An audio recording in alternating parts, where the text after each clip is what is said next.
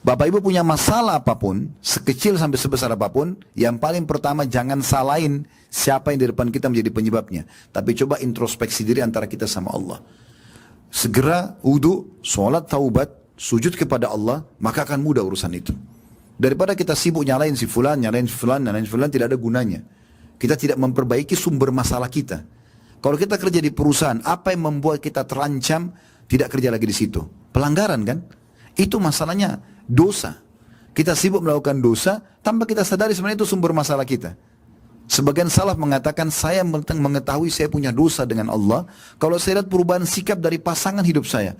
Istri berubah sikap, suami berubah sikap. Tunggangan saya, dia mau naik kudanya tiba-tiba kudanya kayak menolak. Atau kita mungkin mau naik mobil tiba-tiba macet. Atau kendaraan mogok atau kendaraan misalnya pecah bannya atau apa saja. Bahkan tikus masuk dalam rumahnya. Dia mengatakan bahkan tikus masuk ke dalam rumah saya itu adalah dosa saya. Sebagian di antara mereka teman-teman kalau lewat di sebuah tempat, tercium bau sampah saja, bau tidak enak, dia langsung beristighfar kepada Allah. Kok bisa sampai ke hidung saya? Berarti ada sesuatu. Begitu pekahnya mereka. Jadi jangan anggap remeh masalah istighfar. Banyak orang tidak bisa istighfar, Bapak Ibu sekalian. Banyak orang lisannya tidak bisa mohon ampun kepada Allah karena Allah tidak berikan taufik. Kata sebagian salaf, siapa yang Allah mudahkan lisannya istighfar, berarti Allah ingin mengampuni dia.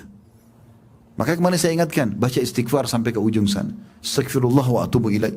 Kata Nabi SAW dalam sebuah hadis Bukhari, Allah sangat gembira dengan taubat hambanya. Sampai-sampai lebih gembira daripada seseorang di antara kalian yang membawa seluruh bekalnya di atas tunggangannya, lalu dia pergi ke padang pasir yang tidak bertuan.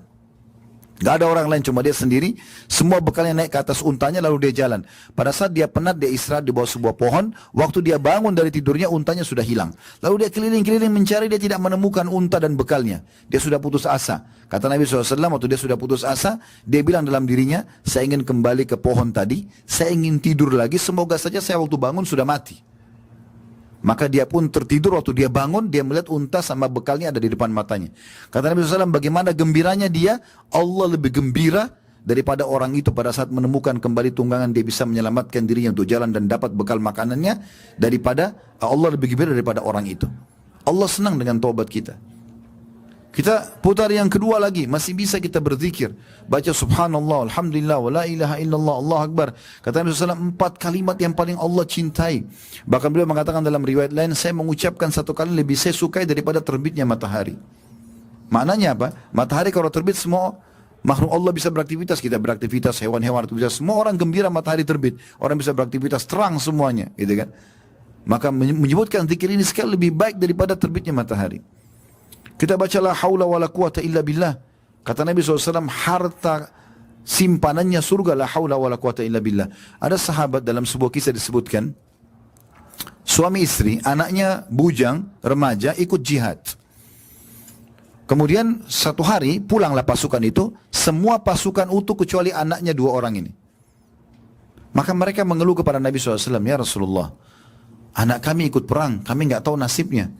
Kalau teman-temannya pun tidak tahu, kalau ada berita dia mati syahid nggak ada masalah. Tapi teman-temannya nggak tahu kemana. Kami takut nih ditawan oleh musuh, disiksa. Apa kata Nabi SAW? Pulanglah, perbanyak ucapkan la haula wa la quwata illa billah. Maka tanpa banyak fikir, dengan penuh keyakinan, suami istri pulang lalu amalkan. Dari semenjak pulang sampai mereka tertidur. Di tengah malam, dalam kisah ini dikatakan dalam riwayat yang sahih, tiba-tiba ada yang ketuk pintu. Waktu kedua suami istri bangun buka, mereka kaget anaknya depan pintu. Bukan cuma itu.